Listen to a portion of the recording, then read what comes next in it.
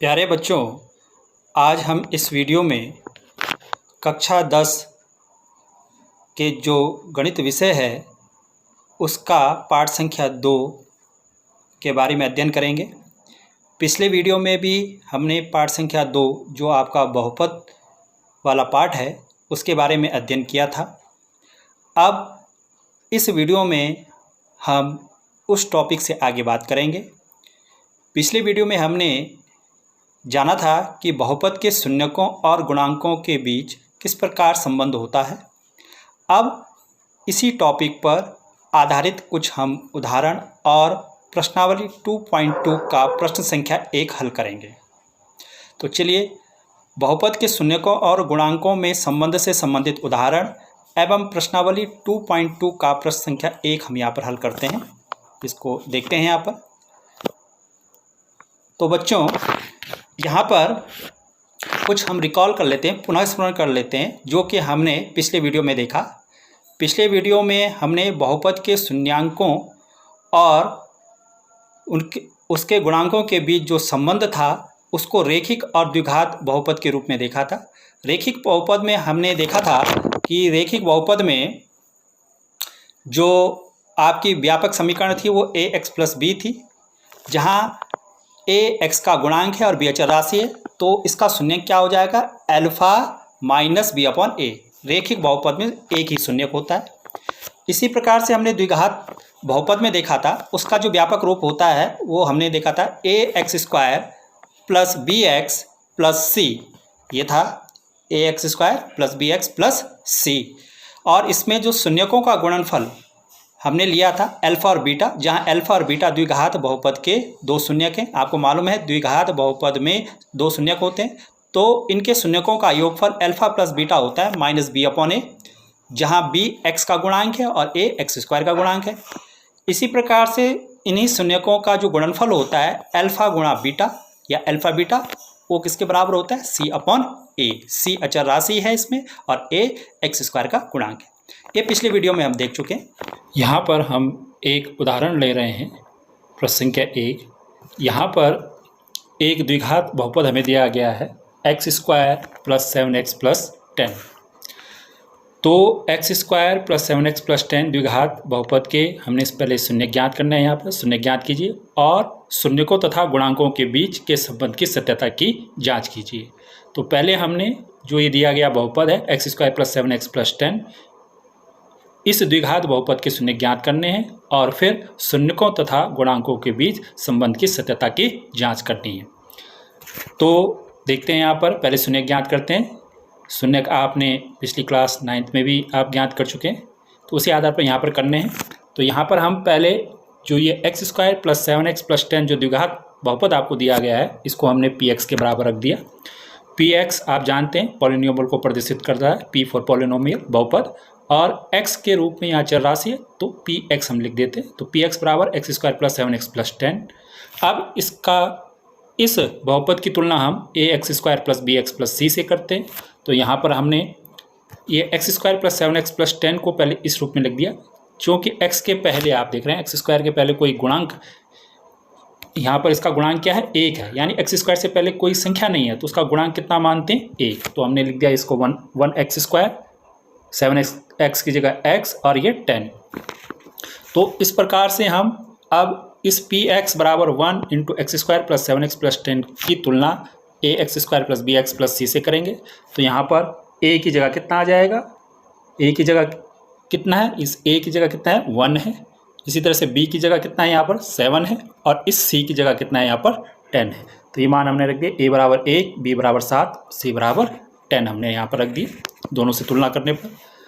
अब जो ये आपके पास द्विघात बहुपद है px बराबर x² + 7x + 10। अब इसमें जो ये बीच वाला x वाला पद है इसको हमने दो पदों में तोड़ना होता है, जिनका योग कितना हो? b के बराबर हो, यानी 7 के बराबर होना चाहिए। इस कॉन्सेप्ट को हम यहाँ पर देख लेते हैं। मान लीजिए आपके पास एक द्विघात बहुपद है ax² + bx + 7।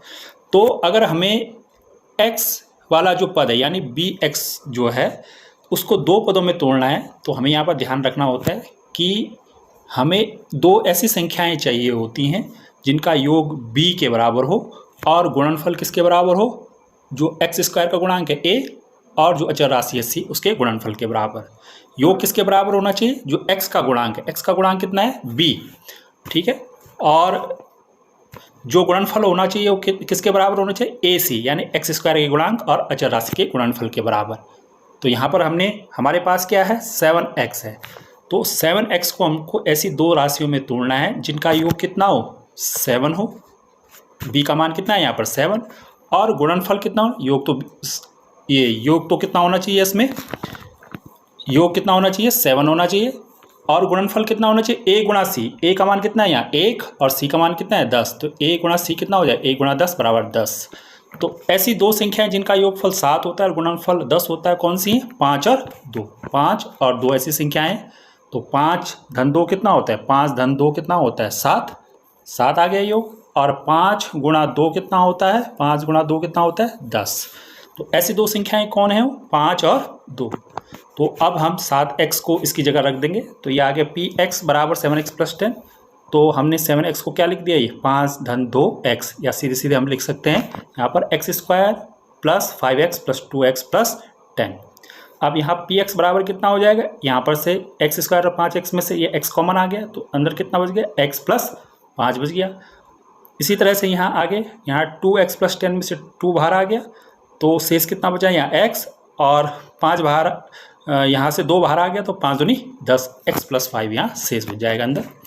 तो अब इसको हल करेंगे तो आगे क्या होगा, px बराबर x प्लस 5 कॉमन आ गया, यहाँ भी x प्लस 5 है और यहाँ भी x प्लस 5 है, शेष कितना बच गया x प्लस 2।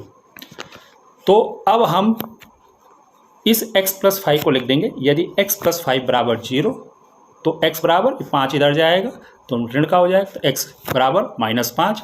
इसी तरह से यहाँ पर यदि x प्लस 2 बराबर 0 तो ये 2 इधर जाएगा तो -2। तो यहाँ पर हमारे पास x के दो मान आ गए, एक -5 और एक -2।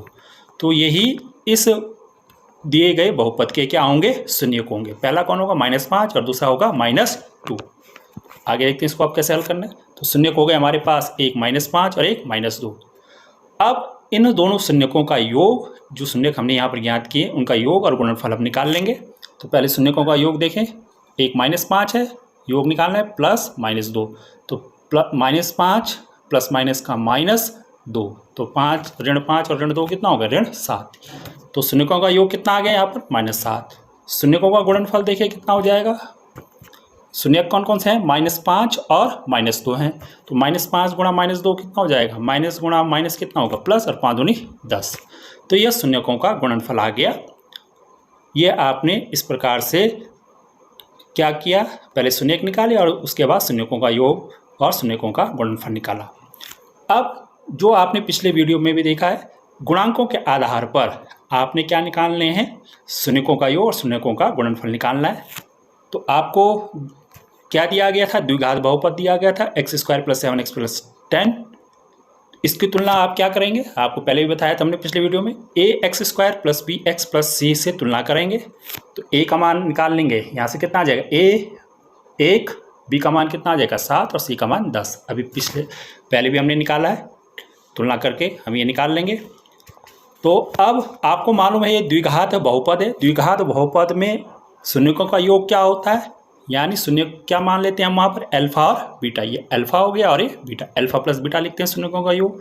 तो अल्फा प्लस बीटा बराबर क्या होता है, -b/a द्विघात बहुपद में।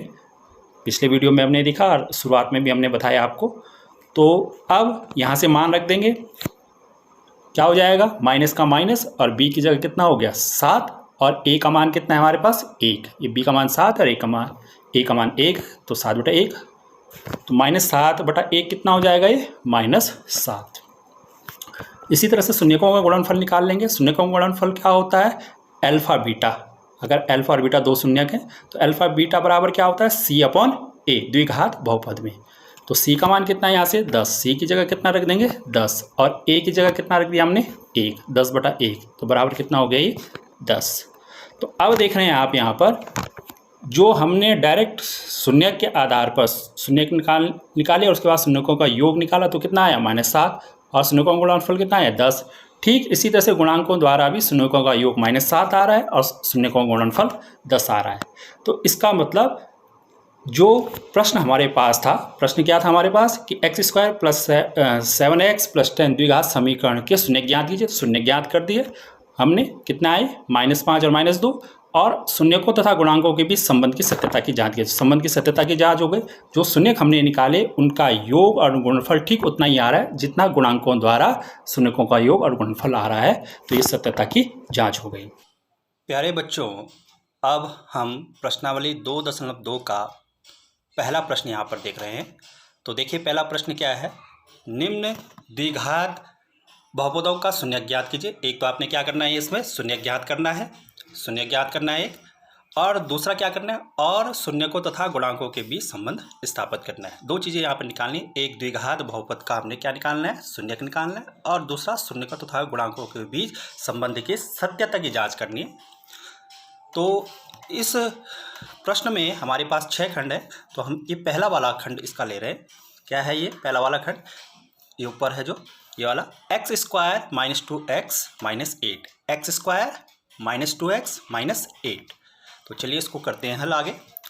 तो ये प्रश्नावली 2.2 है। तो इसका पहला प्रश्न हम यहाँ पर हल कर रहे हैं।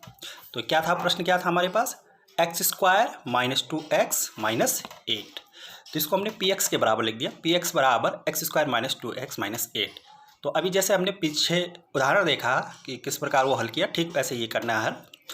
तो px बराबर x² - 2x - 8 हमने यहाँ पर लिख दिया। अब इस दिए गए द्विघात बहुपद को हमने ax² + bx + c के रूप में लिखना है। ax², फिर क्या आना चाहिए, प्लस आना चाहिए। यहाँ पर क्या है, माइनस है, तो यहाँ पर प्लस आना चाहिए। फिर क्या आना चाहिए, bx, तो bx की जगह क्या हो गया, 2x यहाँ पर है, तो उसको हम देखेंगे, उसको सही ऑर्डर में रखेंगे। फिर माइनस है यहाँ पर, जबकि क्या आना चाहिए, प्लस, और फिर क्या आना चाहिए, c का मान आना चाहिए। तो देखिए इसको कैसे रखेंगे, अगले स्टेप में रख रहे हैं हम, px बराबर, देखो x² प्लस लाना है यहाँ पर, तो प्लस आ गया, और जो ये माइनस था यहाँ देखो -2 था, तो -2 अब एक साथ रख देंगे ब्रैकेट के अंदर, इंटू x, और फिर देखिए हमें क्या लाना है, प्लस लाना है, प्लस है यहाँ पर आगे, क्योंकि यहाँ पर क्या है, ऊपर जो सवाल में देखा माइनस, तो हम पहले प्लस रख देंगे क्योंकि हमें प्लस इस रूप का लाना है, और माइनस जो है वो 8 के साथ रख देंगे। तो इस प्रकार से हमने इसको लिख दिया। आपको मालूम है जब x² के आगे कुछ नहीं लिखा रहता है तो उसका गुणांक कितना होता है, 1। तो हम क्या लिख देंगे, px बराबर, ये x² के आगे हम क्या मान लेंगे, a का मान कितना मान लेंगे, 1 गुणा x² प्लस -2x प्लस -8, ये बाकी वैसे उतर जाएंगे। तो अब देखें इसको आगे, यहाँ पर ax², अब जो ये हमारे पास आया, अब इसकी तुलना करेंगे ax² + bx + c से तुलना करने पर, यहाँ से देखें a का मान ax² है, यहाँ पर क्या है, यहाँ पर ax² है, ये एक x², और यहाँ पर कितना है, 1x²। तो x² की जगह x² है, a की जगह कितना है, 1, तो a का मान 1। फिर देखिए यहाँ पर bx की जगह कितना है, यहाँ पर bx है, यहाँ पर कितना है, -2x, तो b का मान कितना हो गया, -2। अब देखिए फिर c की जगह कितना है, यहाँ पर -8, तो c का मान -8 रख दिया। अब क्या करना है आपने, ये आपने a b c के मान निकाल दिए।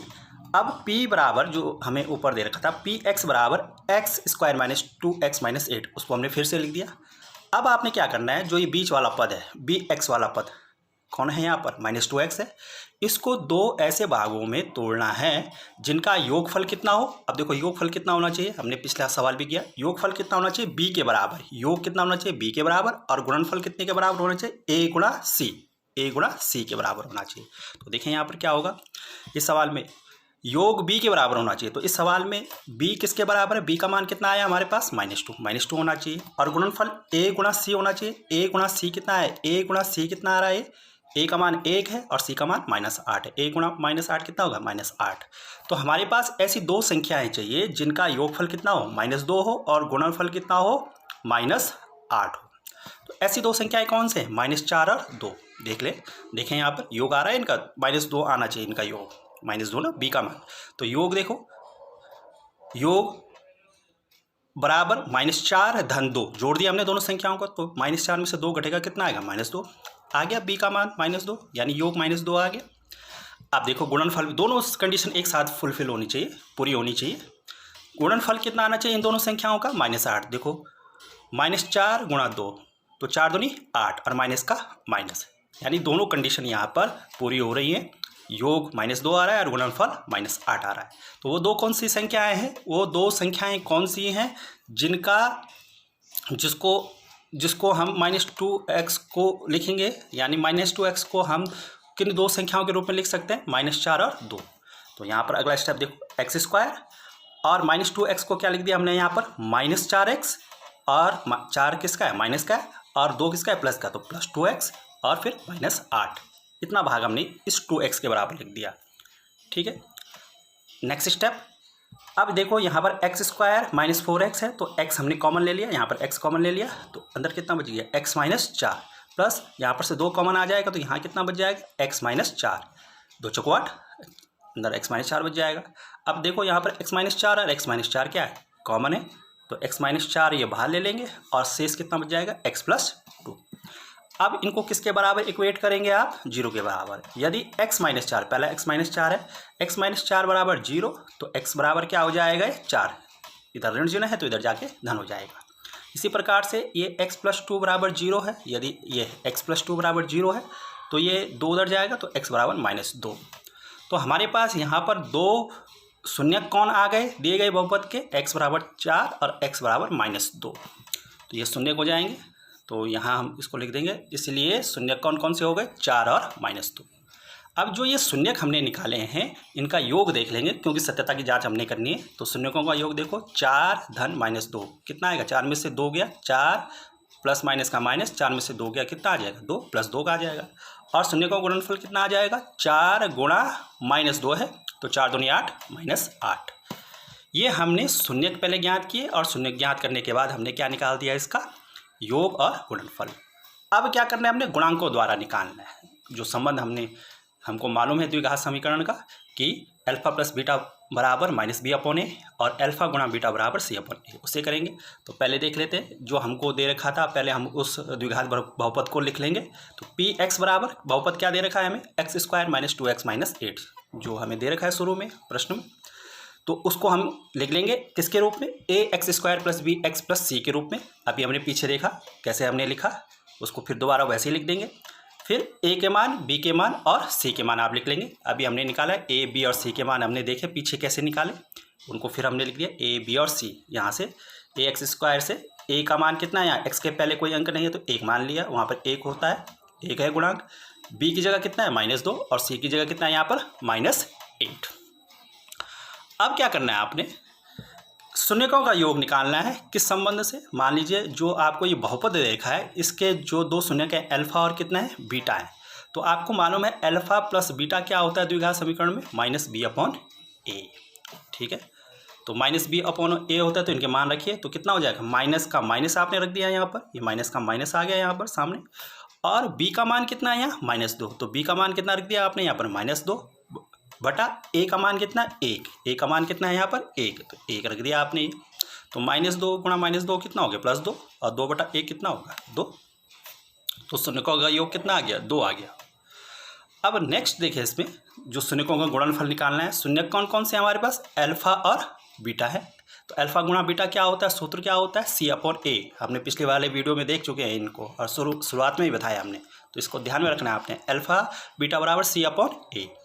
तो c का मान कितना है यहाँ पर? -8, तो -8 रख दिया। और a का मान कितना है हमारे पास? 1, तो 1 यहाँ रख दिया। तो -8 बटा 1 कितना आ गया? -8। तो आप देख रहे हैं शून्यकों द्वारा जो योग आया और जो गुणनफल आया, योग कितना आया? 2 और गुणनफल कितना है? -8। ठीक वैसा ही गुणांकों द्वारा भी आ रहा है। जब हम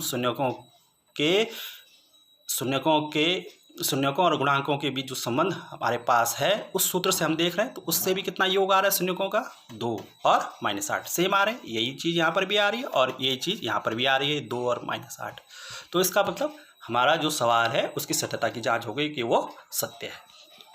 तो इस प्रकार से ये प्रश्नावली 2.2 का हमने पहला प्रश्न देखा।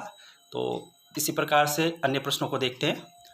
अब देखें यहाँ पर, ये तो हमने कर दिया पहला प्रश्नावली 2.2 का पहले प्रश्न का पहला खंड। दूसरा प्रश्न आप खुद करेंगे। इसमें देखें यहाँ पर क्या है? 4s² minus 4s + 1। ठीक वैसा ही सवाल है, केवल s की जगह अब क्या हो गया, x की जगह क्या हो गया, x हो गया। यहाँ पर चर राशि कौन है, अब s है। इस वाले सवाल में, दूसरे वाले खंड में x की जगह आपने क्या रखना है, s। ठीक, जहाँ जहाँ आपने x देखिए अभी सवालों में, जहाँ जहाँ आपने x रखा वहाँ s रख देना है। बाकी करने का तरीका सवाल वही है। इसी प्रकार से ये तीसरा सवाल आप कर सकते हैं। चौथा मैं बता रहा हूँ आपको, बाकी पाँचवा और छठवां आप खुद करेंगे। ठीक है, तो चौथा सवाल थोड़ा डिफरेंट है, चौथा और पाँचवा थोड़ा अलग प्रकार का है, छठा फिर वैसा ही सवाल है। तो मैं चौथा बता देता हूँ, चौथे की तरह ही आपका पाँचवा सवाल है। तो चौथा, इसका चौथा खंड देखो, चौथा खंड में क्या है, 4u² है, यहाँ पर चर राशि क्या है, x की जगह क्या है, u है, 4u² + 8u है।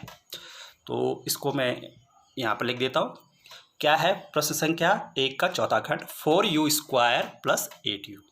तो इसको मैंने px के बराबर रख दिया, बहुपद px बराबर 4u² + 8u।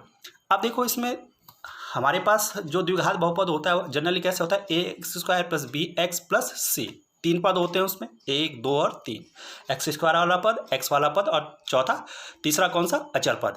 अब यहाँ पर देखो, यहाँ पर हमारे पास 2 ही पद हैं, एक x² वाला पद है और एक, यानी x² की जगह क्या है यहाँ पर, u²। चर राशि कौन है, u²। तो एक u² वाला पद है, जैसे यहाँ पर x² वाला पद है, और दूसरा कौन सा पद है हमारे पास, u वाला पद, यानी जैसे यहाँ पर x वाला पद होता है, यानी एक u² वाला पद है, एक u वाला पद, c वाला पद नहीं, अचर पद नहीं है। तो यहाँ पर हम डायरेक्ट सवाल को कर सकते हैं, उतनी जो हमने अभी लंबी प्रोसेस की उससे थोड़ा और शॉर्ट इसको कर सकते हैं। यहाँ पर शून्य का आप डायरेक्ट निकाल सकते हैं, मतलब शून्य को निकालने का तरीका हम डायरेक्ट कर सकते हैं। तो यहाँ पर देखिए कैसे करेंगे, 4u² ये है, 8u ये है, तो कितना कॉमन आ जाएगा, u और 4 कॉमन आ जाएगा, 4u कॉमन आ गया, तो अंदर कितना बचा, 4u कॉमन आ गया, तो अंदर कितना बच गया, u² बच गया इस वाले पद में, और 4 बार आपने ले लिया तो अंदर कितना बचा, u तो कॉमन आ गया, तो अंदर कितना बच गया, 4 दूनी 8, u + 2 आ गया। अब यहाँ पर सीधे आप लिख सकते हैं, यदि 4u, यहाँ पर 2 हमारे पास ये खंड हो गए, इसके गुणनखंड हो गए, तो 4u बराबर कितना होगा, 0, तो u बराबर 0 और ये 4 बटे में आ जाएगा, 0/4, 0/4 का मान कितना होता है, 0। इसी तरह से देखें, यदि u + 2 बराबर कितना हो गया, 0, u + 2 बराबर 0, तो ये 2 इधर जाएगा तो कितना का हो जाएगा, माइनस चिन्ह हो जाएगा। तो यहाँ पर हमें 2 शून्यक मिले, एक तो हमें मिला कौन सा, ये 0 मिला एक, और एक -2, तो हमने इस शून्यक लिख लिया। 2 कौन कौन से शून्य का, द्विघात बहुपद है, तो 2 शून्यक हमें मिल गए, एक 0 हो गया और एक -2 हो गया। तो इस प्रकार शून्यकों का योग निकाल लेंगे, 0 + -2 कितना हो गया, -2, और शून्यकों का गुणनफल कितना हो जाएगा, 0 × -2 कितना हो जाएगा, 0 में किसी संख्या का गुणा करते हैं तो कितना आता है, 0 ही आता है। इसी प्रकार ये तो हमने शून्यकों द्वारा योग और गुणनफल निकाला। अब हमने गुणांकों द्वारा निकालना है गुणनफल। किस प्रकार से गुणांकों द्वारा निकालते हैं, तो ये आपके पास दिया गया बहुपद है 4u² + 8u, तो 4 इसको हमने px के बराबर रख दिया, px बराबर 4u² + 8u। अब इसको हम इस रूप का लिख देंगे, ax² + bx + c। तो मैंने इसको इस तरह से लिख दिया नीचे, au², x की जगह u² + b, x की जगह फिर u + c। u चर राशि है, जैसे यहाँ पर पहले वाले सवाल में x देखा, यहाँ पर चर राशि क्या दे रखे है, u, तो x की जगह हमने u रख दिया। तो अब इससे तुलना करेंगे इसकी, इसको इस रूप में लिख देंगे पहले 4u² + 8u को, तो px बराबर कितना हो जाएगा, 4u² + 8u, और आगे कोई पद नहीं है, यानी c की जगह कितना है, 0। तो यहाँ से a का मान कितना आ जाएगा हमारे पास, u² के पहले कितना गुणांक है, u² के पहले कितना है गुणांक, 4, तो a का मान हो गया 4, b के पहले ये हुआ, फिर b के पहले कितना, b के पहले मतलब b का मान कितना है यहाँ, u से पहले कितना है, इससे तुलना करेंगे, b का मान कितना हो गया, 8 हो गया, और c की जगह कितना है, 0। तो a का मान 4 हो गया, b का मान 8 हो गया, c का मान 0 हो गया। तो इन्हीं मानों को मैं आगे भी लिख देता हूँ यहाँ। तो देखो बच्चों, मैंने ये आगे लिख दिया है, यहाँ पर क्या लिखा है, a का मान जो पीछे लिखा था अभी 4, a का मान लिख दिया मैंने यहाँ पर 4, b का मान लिख दिया 8, और c का मान लिख दिया 0, जो अभी पीछे लिखा हुआ था, फिर से यहाँ पे लिख दिया। तो अब हम शून्यकों का योग निकाल लेंगे, किससे, जो शून्यकों और गुणांकों में जो संबंध होता है, द्विघात बहुपद में शून्यकों और गुणांकों में संबंध क्या होता है, अल्फा + बीटा बराबर -b/a। तो यहाँ से आपको मालूम है -b का मान कितना है यहाँ पर, 8, तो 8 हमने यहाँ रख दिया, और ए का मान कितना है यहाँ पर 4 है तो 4 रख दिया, 8/4 तो माइनस 8/4 यानी 4 दूनी 8 हो जाएगा, तो ये -2 यहाँ पर आ जाएगा।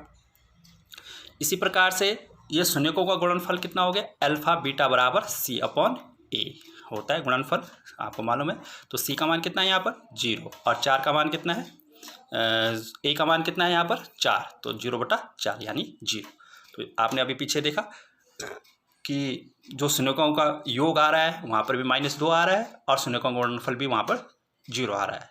तो आपके ये जो गुणांकों की सत्यता, शून्यकों और गुणांकों की सत्यता की जांच भी हो गई। तो इस प्रकार ये प्रश्न संख्या 1 का चौथा खंड था। अब आपने क्या करना है, होमवर्क है, तो बाकी जो प्रश्नावली 2.2 है उसका प्रश्न 1 के शेष सभी खंड आपने करने, यानी खंड संख्या 2 प्रश्न संख्या 1 का 3, 5 और 6 आप खुद हल करेंगे। बाकी अगले वीडियो में, तब तक के लिए धन्यवाद।